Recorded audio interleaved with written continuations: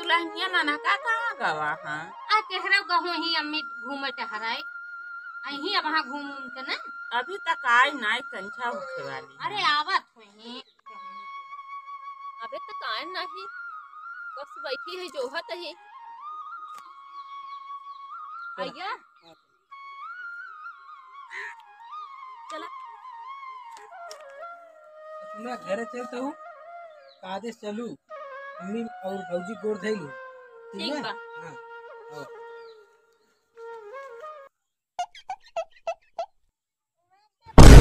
अरे No, no, no, no. ये कावत